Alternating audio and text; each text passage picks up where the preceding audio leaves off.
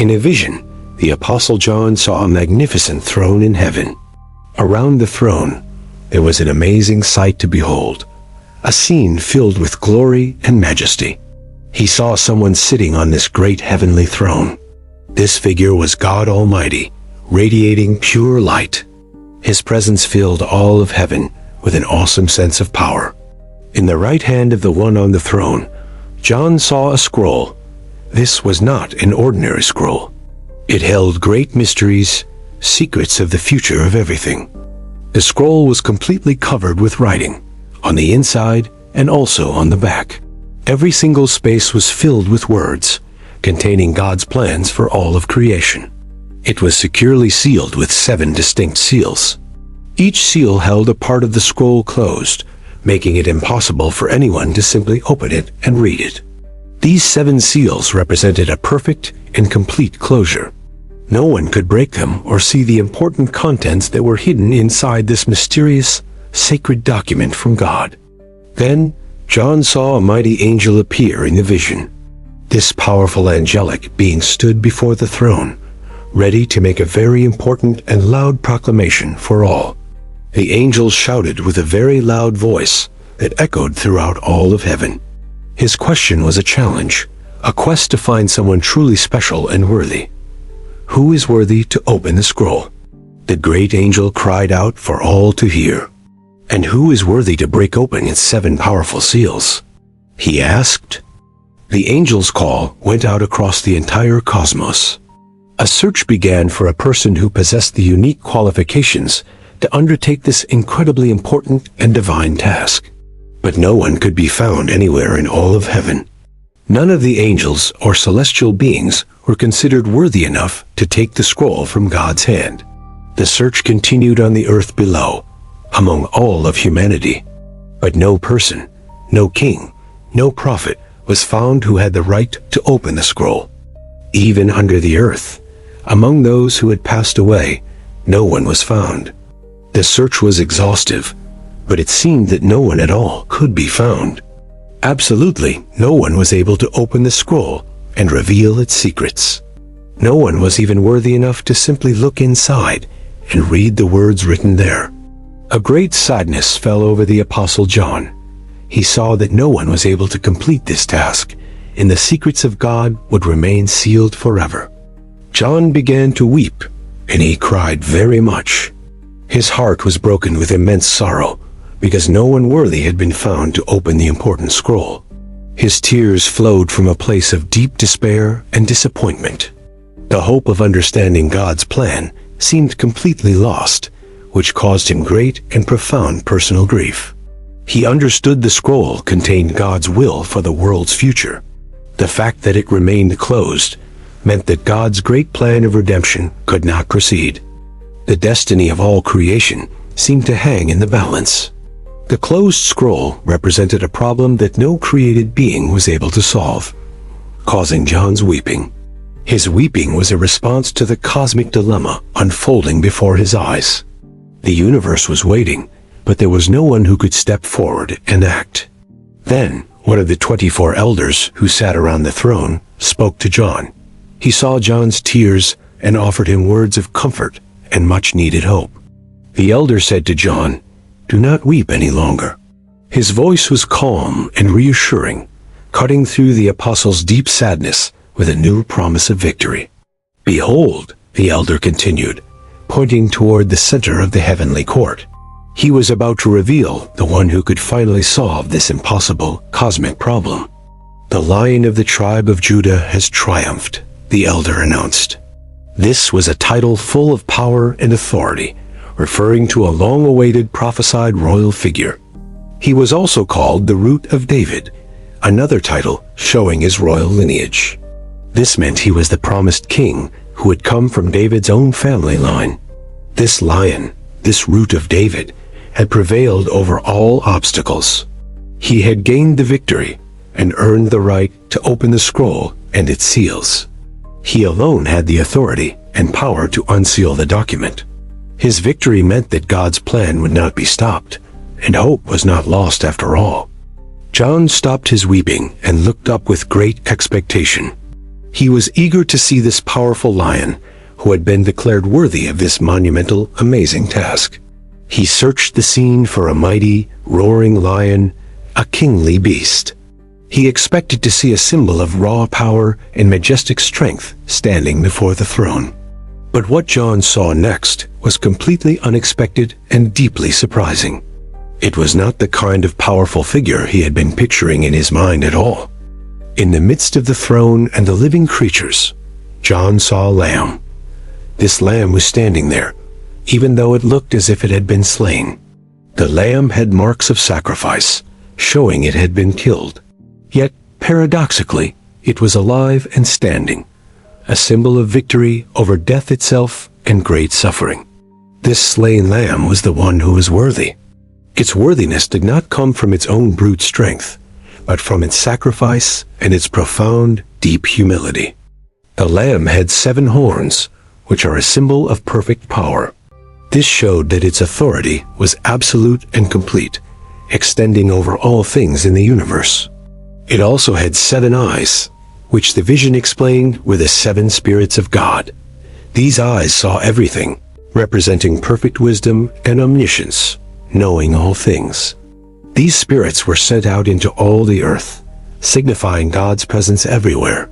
The Lamb was not limited to heaven, but was active throughout the entire world. The gentle Lamb then walked forward with purpose and complete confidence. It moved towards the one who was sitting on the great and magnificent throne in heaven. It approached the throne of God Almighty without any fear or hesitation. All of heaven watched in silent awe as this incredible, historic moment began to unfold. The Lamb reached out and took the sealed scroll from God's right hand. This simple action was filled with immense significance for all of heaven and earth. The transfer of the scroll was a pivotal moment. It showed that authority to enact God's final plan for history was now given to the sacrificial lamb. As soon as the lamb took the scroll, a new sound began. The 24 elders and the 4 living creatures immediately fell down to worship the worthy lamb. Their immediate act of worship showed their agreement and their joy. They recognized the lamb's supreme authority and worthiness to carry out the will of the Father. Each of the elders was holding a harp in their hands. The harps were ready to be played to accompany a brand new song of praise and adoration. They also held golden bowls that were completely full of incense. This sweet-smelling incense was explained to be the prayers of all of God's holy people. This detail showed that the prayers of saints on earth were valued in heaven. They were like a pleasing aroma presented before the throne of God and the Lamb. Then, the elders and living creatures began to sing a new song.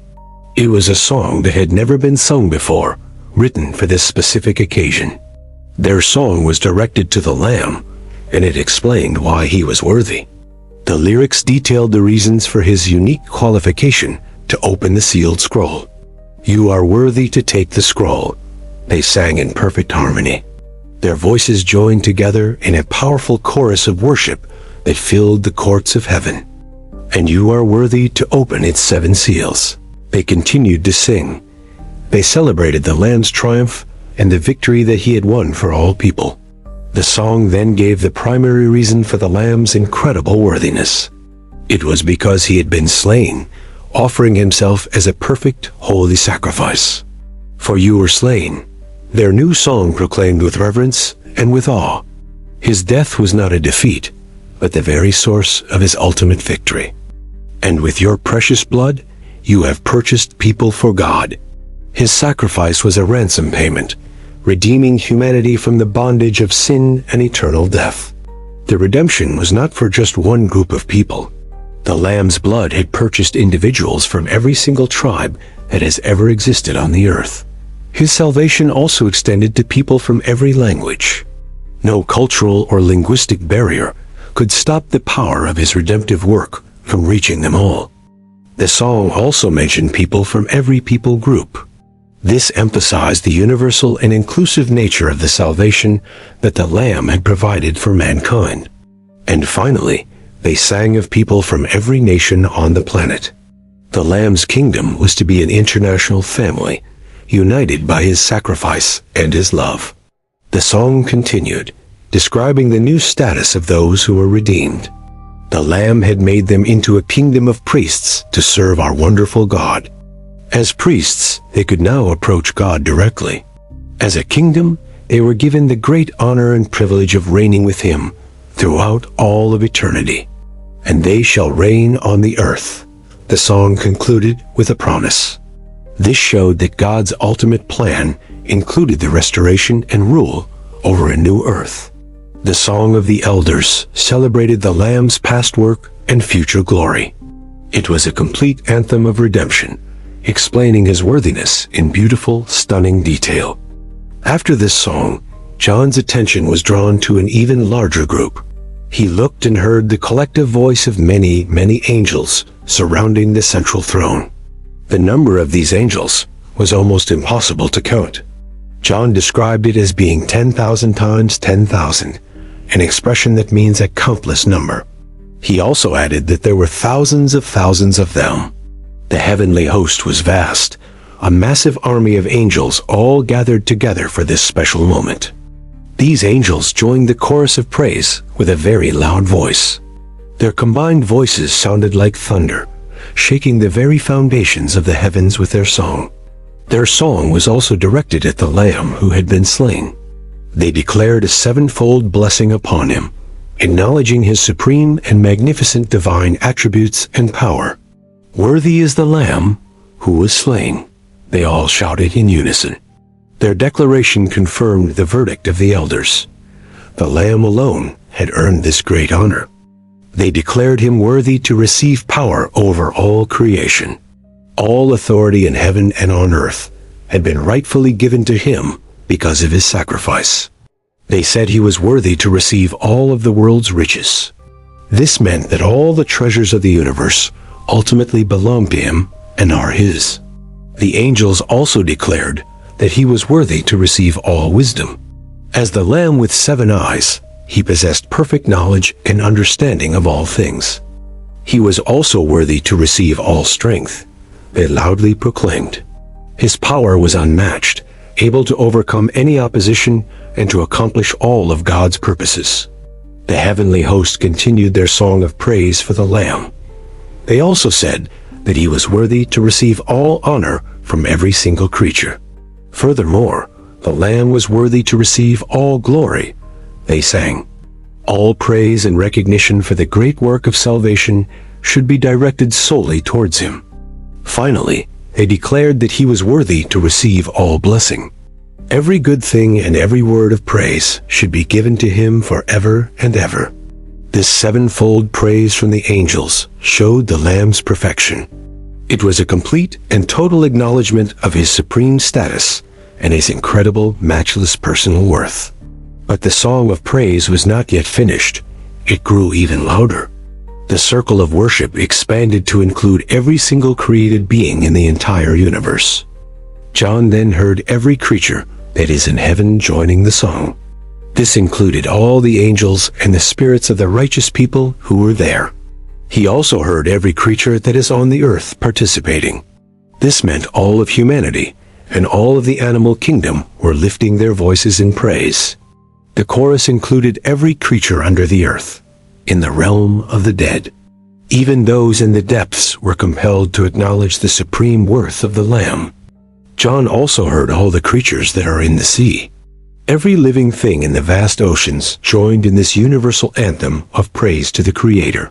Every single thing in all of creation was now singing praise. It was a cosmic symphony, a moment of perfect unity and worship that had never happened before. This universal choir was not just singing to the Lamb alone.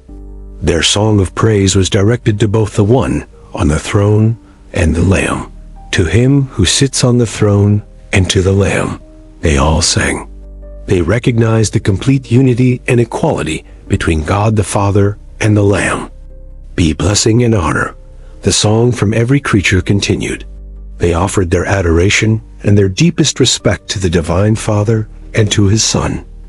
And glory and power, their unified voices declared throughout all creation. They acknowledged that all majesty and all authority belonged to them for all time to come. Forever and ever, the great song finally concluded. This phrase emphasized the eternal nature of their reign and the unending praise that they both truly deserve. The worship was a beautiful picture of restored harmony in the universe. Everything was finally focused on its true purpose, giving glory to God and the Lamb. The problem of the sealed scroll had been completely solved. The despair that John had felt was replaced by an overwhelming celebration of cosmic joy and victory. The worthiness of the Lamb was the key that unlocked the future. His sacrificial death and triumphant resurrection had made it possible for God's plan to be fulfilled. At the end of this incredible scene of universal worship and praise, the four living creatures gave their own response. They spoke a single, powerful word of agreement. "Amen," said the four living creatures with deep reverence and conviction. Their amen was like a seal of approval on all the praise that had been offered. The word amen means, "Let it be so," or "It is true." It was their solemn affirmation that everything sung about God and the Lamb was absolutely true. Their response brought a close to the great heavenly chorus. It focused the scene back to the area immediately surrounding the throne where the vision had first started. Finally, the 24 elders performed one last act of worship. They had been leading the praise, and now they offered a final gesture of their deep reverence. The elders fell down on their faces before the throne. This posture of prostration showed their complete submission and adoration to the one who was being worshipped. They worshipped him who lives forever and ever. Their worship was directed toward the eternal God who was and is to come, the everlasting King. This final act of silent worship was profound and deeply meaningful. It demonstrated that after all the songs and declarations, pure adoration is the highest response to God. The scene in heaven was now set for the next phase. The Lamb, holding the scroll, was ready to begin opening the 7 seals one by one. The great question of who was worthy had been answered. It was not a mighty angel or a human king, but the gentle Lamb that was slain for sins. His worthiness came from his great sacrifice and redeeming love for humanity. This made him the central figure of all history and the hero of God's story. Thus, the mystery of the sealed scroll was resolved. The Lamb had prevailed, and the unfolding of God's plan for the end of the age could now begin.